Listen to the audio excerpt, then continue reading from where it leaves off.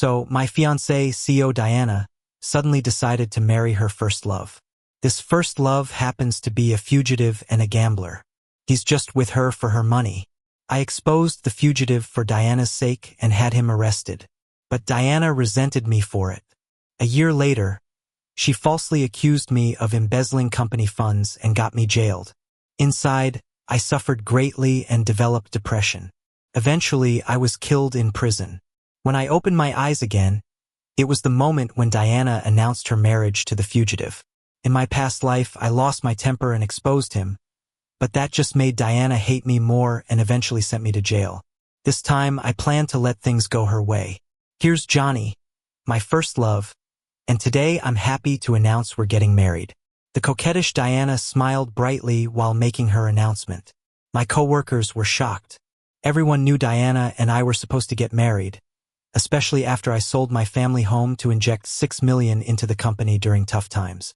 People thought Diana and I were a done deal, but this news left everyone lost. Feeling the mixed atmosphere, Diana turned to me. "Victor, what do you think?" She wanted my reaction. If this was the past, I'd have been fuming, ready to expose the runaway convict's truth. Diana's only got sisters, no brothers. The fugitive's a criminal who left people disabled. Also, a gambler drowning in debt. But with that handsome face of his, soft features, and his laid-back style, he used it to mooch off people and dodge the law. I feared Diana would be harmed by him, so I exposed him and called the cops. But that led to ruthless revenge. Now I'm going with Diana's wishes. "I wish you both everlasting happiness," I said with a slight smile. My reaction stunned everyone. Even Diana was surprised because I really gave a lot for her. Besides the $6 million, I knew Diana from college. I was top of the class with a full ride study abroad offer. But I stayed to help Diana start her business, giving up a lot for her. Now, got nothing? Shouldn't I be mad? Yet, I'm already numb inside, knowing Diana never truly cared for me. In my past life, when I was jailed, Diana visited once. At first, I was happy, thinking she still cared. But her words hit like a stabbing pain. "Victor, enjoying your time in there? Oh, good news. I married Johnny. Yes, I bailed him out. Jealous?" Her icy words sliced through me. "Don't you care that he might hurt you? He's dangerous. So what? I like Johnny, he's handsome, and I'm willing to support him. What are you, Victor? Average looking, broke. Compared to Johnny, you're nothing." Then she left, not giving me a chance to react. The pent-up rage, left to fester, led to my depression. Even weeks of medication didn't help. That's when I realized Diana didn't care about Johnny's criminal status. She was just after looks. Compared to Johnny, I was indeed plain. I understood Diana never cared for me before. She used my feelings for leverage. 3 weeks later, Diana visited again, indifferent. "Victor, I told your parents about your incarceration. Want to know their reaction?" Fury almost consumed me. My elderly parents back home weren't meant to know. I didn't want them to worry, but Diana made sure they're burdened. Fire burned in my eyes. "You're just retaliating. Why? Why? You're so clueless. You shouldn't have exposed Johnny in front of everyone and sent him to jail. You deserved this," Diana spat venomously. She hated me and it hit. My imprisonment was her doing. News of my parents passing from the shock reached me. I wept, my depression worsening, my mind a haze. Diana returned a week later, cold-hearted. "Victor, don't blame me. You hurt Johnny deeply." 3 days later, I was pushed off the jail roof and died. "Thanks, I'll make sure to invite you to the wedding," Diana replied, satisfied with her invitation. She knew I wouldn't attend, and truthfully, I couldn't stay in that company anyway. I handed in my resignation to her, and she didn't even bother with the usual formalities to keep me. I didn't care. In my past life, I was foolishly devoted to this woman, but in this life, I'm going to do what I want. While I was in prison, I kept listening to the radio to stay updated about the world, so I knew what had happened. I reached out to my old high school friend Molly. Her family runs an investment bank. With her help, I started leveraging futures trading. I was unstoppable, and in just 6 months, I managed to amass a $10 billion fortune. People started seeing me as some sort of legend. I began mingling in high-end circles and ran into Diana again. She was arm in arm with a fugitive, looking classy and elegant in a long gown, her hair up in a bun. When she saw me, she slightly tilted her head, as if to show her superiority. "Word is you haven't found a job yet? Want to come work for me?" I had posted in our group chat about being unemployed, never expecting her to use it against me. "No need, being a freelancer is pretty nice," I replied with a calm smile. Her eyes filled with smugness. She said, "Sometimes men shouldn't be so stubborn and should know when to bow their heads." Diana's words stung. I didn't want to respond, so I turned to walk away. "Your pride is still so strong. Why bother?" Diana laughed brightly, her face full of satisfaction. I couldn't swallow my pride and answered, "Isn't a man's dignity the most important thing?" Diana's face turned sour instantly, her eyes wide. "Victor, don't get ahead of yourself. Johnny is much more capable than you. He's my assistant now and just landed a $100 million project. Can you do that?" I chuckled. That fugitive wouldn't accomplish much. I didn't say a word and just walked off. Diana sneered at me, "Don't walk away so fast, Victor. Considering how long you've been with me, I'll give you a chance. If you ever come crawling back to the company, I'll find you a job." The fugitive next to her suddenly laughed. "Diana, we need a janitor. Should he clean the toilets?" I ignored their taunts. People dig their own graves and I just need to watch. I quit futures trading. With some seed money, I started a business. I had a knack for business in my past life. Diana's company grew thanks to my operations. Now it was even easier and my company quickly blossomed, earning me respect. Meanwhile, Diana's company faced problems. A $100 million project Johnny landed had flaws, costing Diana billions. Yet she didn't punish him. They were living together and inseparable. Days later, some of Diana's suppliers called, complaining. Johnny had cut ties with all previous suppliers and owed them payments. Soon after, former colleagues messaged me, saying Johnny was laying off people, and the company was full of his people now.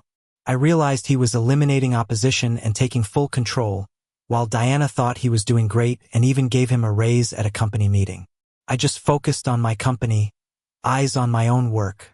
But then, Diana's company directors called me, saying Johnny wrecked the place. All 7 minor shareholders wanted me back or the company would fall apart. "Victor, you've got to come back. We can't let that kid ruin everything. The company's in chaos," the director said, frustrated. I turned them down, suggesting they talk to Diana. It's her company. When Diana was mentioned, the director was furious. "Don't mention her. Since you left, she's changed, siding with that jerk, making decisions without us, acting on her own." I just comforted the director. In my previous life, I worried myself sick. But what did I get? On my end, my company was thriving, although we faced a funding issue. I wanted to go public, but the process was slow. Molly came through, offering $2 billion just like that. It was astonishing. I only needed $20 billion. "Don't want it?" Molly teased. "Of course I want it. You give more, I achieve more." I couldn't refuse. Money made things happen, and $2 billion meant fast growth. With my business acumen, the company took off quickly, performance through the roof. Back to Diana's side, a big thing happened. 7 minor shareholders tried to impeach Diana, but failed. Johnny threatened them, offering 2 choices: hand over shares and comply, or go to jail. Turned out, Johnny had forged evidence against these directors long ago. They outright refused him, but he falsely accused one and sent them to prison. Fearful, the others agreed, handed over shares, and left. After this chaos, Diana gained full control of her company's shares. Trusting Johnny even more, she handed him financial power. I laughed when I heard this. Once Johnny had control of finances, Diana's company was doomed to crash. Well, what do you know? A few days later, I bumped into Diana again. She was still hanging on the arm of a fugitive, looking all smug like she's won something big at the mall. And when she saw me, she didn't even bother hiding the contempt in her eyes. "Victor, just look at your sorry self. My Johnny is way more capable than you. He's bought up all the company shares for me, something you couldn't do in years. There were 7 small shareholders who bought in when the company started. They've been through thick and thin for it. I couldn't bring myself to push them out. I didn't respond, and Diana got more boastful, raising her eyebrows. Victor, look at yourself now. What do you have to compare with Johnny? My choice back then was spot on. Trash like you should just be thrown out. Anger bubbled up in my chest, and I stared her straight in the eye. So, you never thought I was good enough? Yeah, you're just a loser. Diana sneered at me. I let out a cold laugh. Fine, but let me tell you, those who act unjustly will meet their end. You dare take their shares? Be ready for the consequences. I dropped that line and walked away, catching a glimpse of Diana's face turning beet red. She was furious, but she couldn't say anything back because her ruthless actions would catch up to her soon enough. With the fugitive in control of finances, Diana's crying days are nearing. Meanwhile, my career was booming, and the company's performance was soaring. Molly started looking at me with sparkle in her eyes. One day, she suddenly asked me out to dinner. I gladly accepted but didn't expect the dinner to be at her home. It was a classic garden, with winding corridors and babbling streams. The scene took me by surprise. Turns out her family is the wealthiest in the area, with billions in assets. Victor, actually, in school I always wanted to ask you to see a movie with me. Was that a confession? I smiled gently, and the girl with glasses nodded sweetly at me. In this life, I somehow found true love right here. We quickly set a date to get engaged, just a week later in the most luxurious place. That week wait was filled with sweet anticipation. I even got a tailored suit and cleaned up nicely. I never realized what a handsome guy I was until I cleaned up. Sharp suit, short hair, bright eyes. I had both the professional look and a bit of charm. Molly couldn't stop laughing at my new look, saying she hit the jackpot. I chuckled back but went back to my usual style because I never wanted to rely on looks alone. For a man, dignity is key. Meanwhile, I heard rumors that the fugitive lost over $1 billion while gambling abroad. Some things never change with this guy. Soon after, Diana's company discovered large sums of money had been embezzled.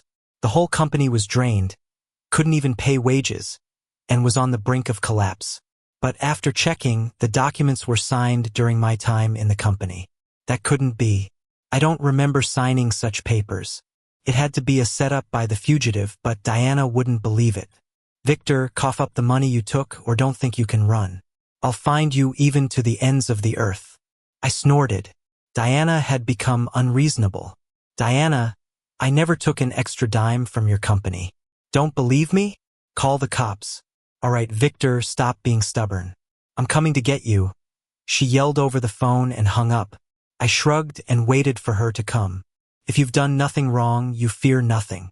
I'm not scared of her, but I couldn't help the anger from showing on my face. Molly asked me what was wrong. Since today was our engagement day, I reassured her with a gentle smile, promising nothing would ruin today. Molly, go fix your makeup. The ceremony starts in an hour. I sent Molly off, ready to wait for Diana. She showed up soon, storming towards me and throwing a stack of documents in my face. Victor, you heartless jerk, open your eyes. These documents have your signatures all over them. What have you got to say? I laughed coldly, snapping back. Diana, did you even investigate? Or just assume it was me? Her face turned crimson, her hands on her hips. Do I need to investigate? If not you, then who? I glanced at the fugitive behind her, my eyes flickering. Couldn't it be him? Diana turned back to him, then, boiling with rage, yelled. Victor, at this point you still try to shift the blame to Johnny. You'll never get away with it. Johnny isn't like that. Diana, no need to waste time. Let me get some guys over here for him to spit out the money, the fugitive interrupted, acting all righteous. I laughed dryly. He's afraid to call the police and wants to use force? Not happening with me. Go ahead, call the cops. I'm not scared of your tactics. Just as I finished, a few police officers walked into the venue. Diana's face lit up when she saw them, turning to me. Victor, you're done for. The police are here. You're finished. Standing tall with clear conscience, I wore a slight smile. The police didn't come for me. They nabbed the fugitive instead. Diana stood dumbfounded. What are you doing? Please don't obstruct law enforcement. We are apprehending a fugitive, an officer stated firmly. Diana shook her head, trying to push the officers away. This can't be. You must have made a mistake. Johnny is loving. How could he be a fugitive? The officer sternly added, Ma'am, this is a warrant. We've been after him for 3 years. 3 years ago, he injured someone at a bar and fled. A week ago, his frequent trips overseas on a fake passport caught our attention. After thorough investigation, we confirmed this Johnny is indeed the suspect in the bar assault case. Diana stared at the arrest warrant. It had a red stamp on it, and the black and white letters were clear as day. As much as she didn't want to believe it, she had to accept it was all true. Her face went rigid instantly, her emotions all over the place, her voice trembling. This can't be happening, this can't be happening. Johnny, tell them you didn't hurt anyone. But as her eyes fell on the fugitive, a shiver went through her whole body. The fugitive's head was down, looking defeated and ashamed. Anyone could tell this was real. Diana couldn't hold it in anymore. Tears streamed down her face. No way, Johnny can't go with you. I'm gonna bail him out, Diana said, gripping the fugitive tightly, refusing to let him be taken. The cop frowned slightly and showed another document. You're Diana, right? Here's what we found while investigating this fugitive. The Johnny you think you know has been lying to you. Over the last week, he moved $1.5 billion from your company to pay off his gambling debts abroad. What? Diana was stunned, as if thunder had struck above her. Her trembling eyes looked at the fugitive, whose head was hung low, his gaze dodging hers. The next moment, Diana swung her fists, throwing punches at him. You jerk, you liar. Give me back my money. Give me back my money. The police held Diana back. Please calm down. Calm down? I've supported this dog, and I never thought he'd turn on me. She became more emotional with each word, glancing at me now and then, finally landing a hard slap on the fugitive's face. You loser.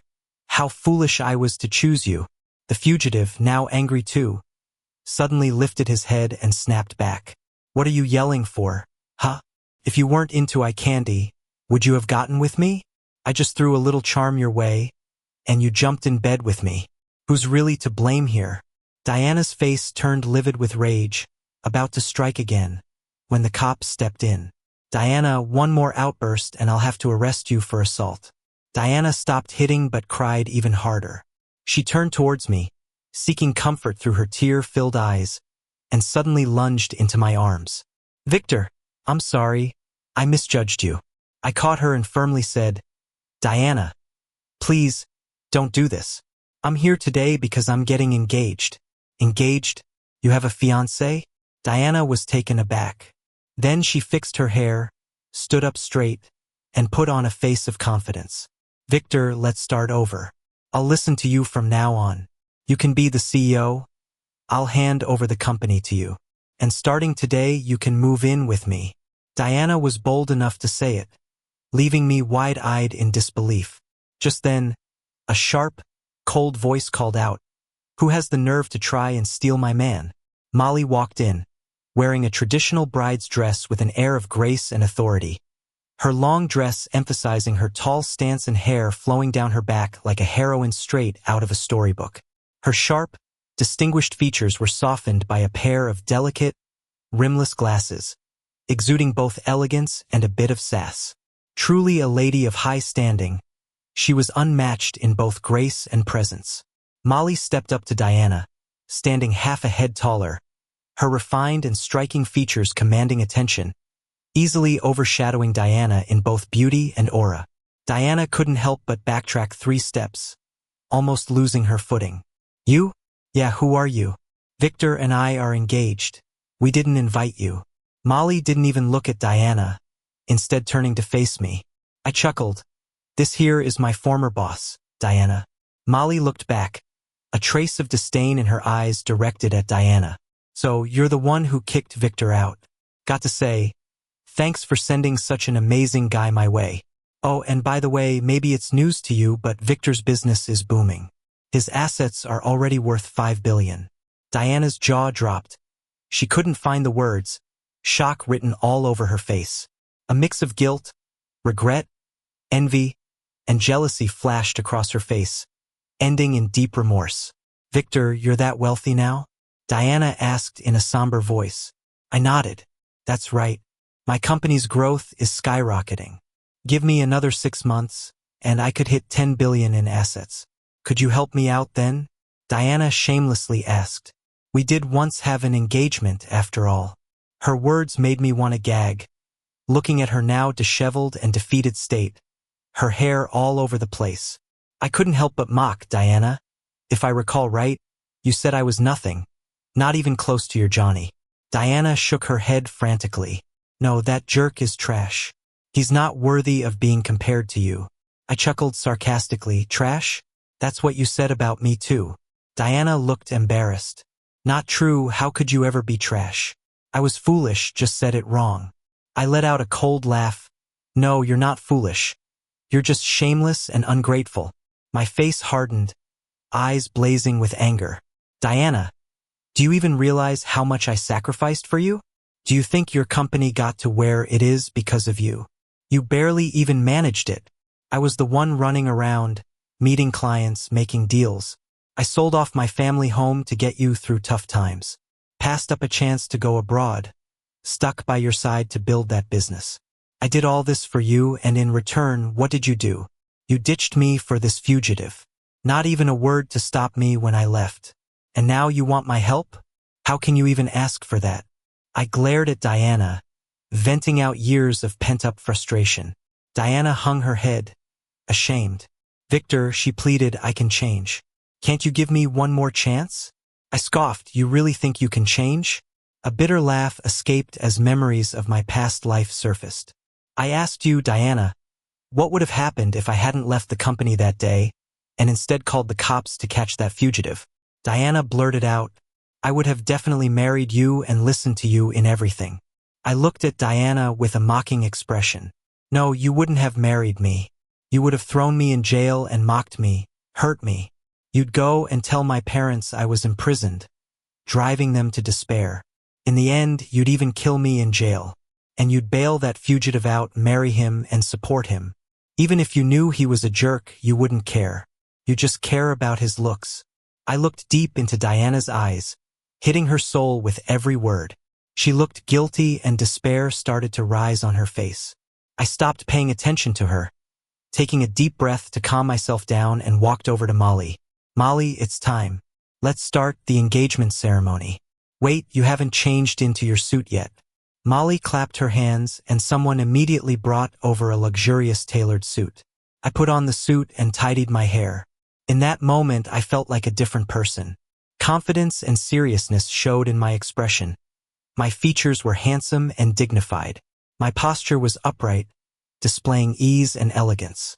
The black and white checkered suit was both elegant and grand.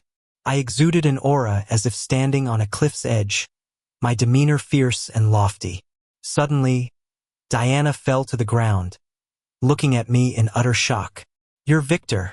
Diana couldn't believe I'd look so dashing, like the wind. She stared at me, tears of regret streaming down her face again.